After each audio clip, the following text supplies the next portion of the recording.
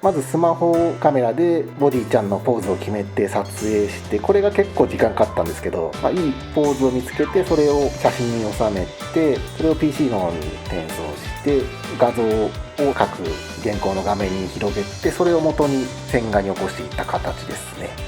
そうですね、これがまさにそのキャラクター撮った写真からキャラクターの線画を起こしていく作業なんですけど、その最初の写真のままだとちょっとその見づらいので、写真の画像をちょっと水色に変えてからキャラクターのボディラインを決めていく作業になりますね。この作業の中で、ちょっと難しかったのが、写真に撮ったフィギュアの画像から実際のキャラクターの絵を起こす時にどの線を選んでいくかっていうのはちょっと難しい作業で、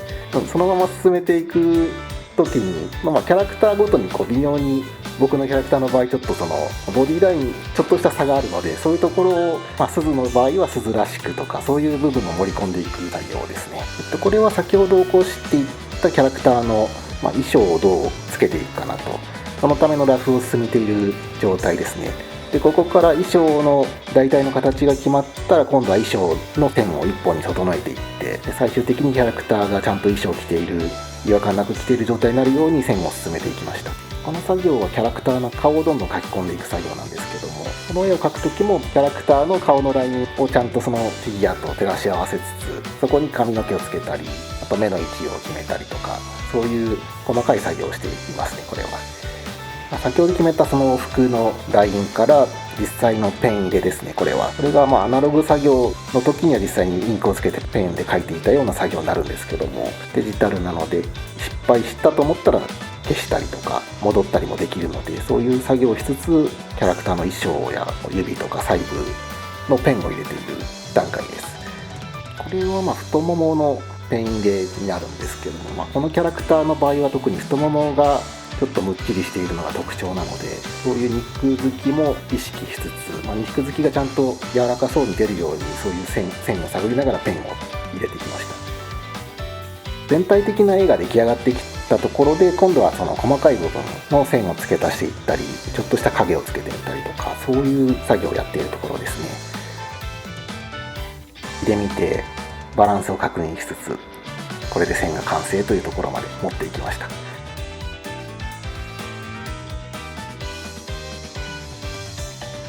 これも撮影した画像からキャラクターの絵を決めていく、そのラフ段階の作業になりますね。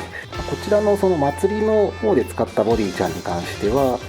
体のラインというか、そのフレームが書き込んであるものなので、これはこれですごく便利だなと思いつつ進めていましたね。これは祭りらしいポージングがちゃんと出せるようにフィギュアのポーズを気にして写真を撮ったりしてたので、もう描きながらちゃんと祭りだなと思いながらちょっと楽しく描いていましたね。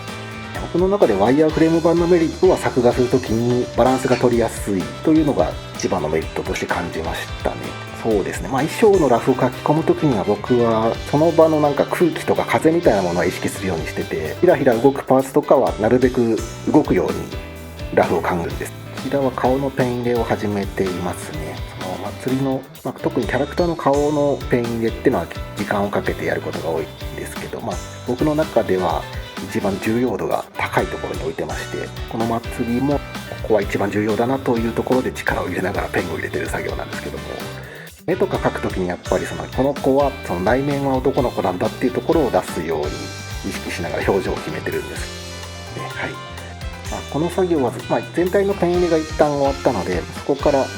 細かい部分の微調整の作業になりますね。これもちょっとした線を書き込んだり、影を追加したり、ホワイト的な作業をしてその線を整えたり、そういうことをやっています。まずは全体的なペンを入れてから、ちょっとその靴とかの細部を詰めていくというのが僕のやり方ですね。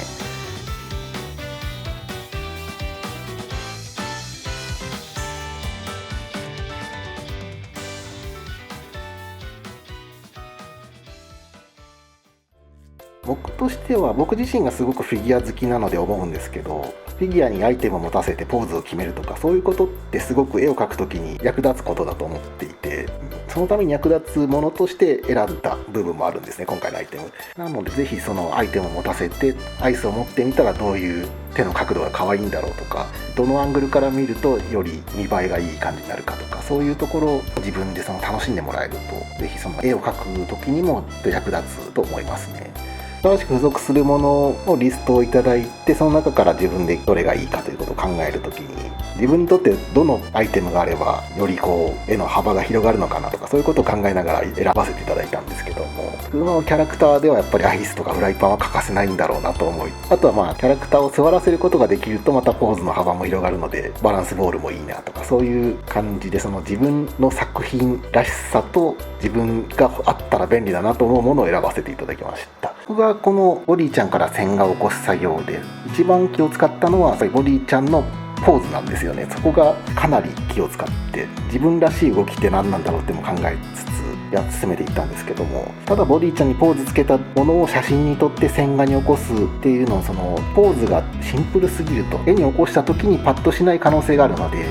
やはりボディちゃんのポージングはすごく大事なんですよね。だから稼働する部分はなるべく稼働させて、手首とかちょっとしたところもちゃんと動かして、細かいところまで気を払ってポーズを決めてからこの絵でいこうみたいな写真に撮るといいのではないかと思いますね。実際に自分で線を描いて構図を考えるっていうことよりも、やっぱりボディちゃんを動かしていくっていうのは存在しているものを動かすので、だいぶサポートになるというか、自分の頭の中でイメージするんじゃなくて、目の前にあるものを動かすことで構図が決められるところがボディちゃんで絵を描く時の良さなのかなと思います。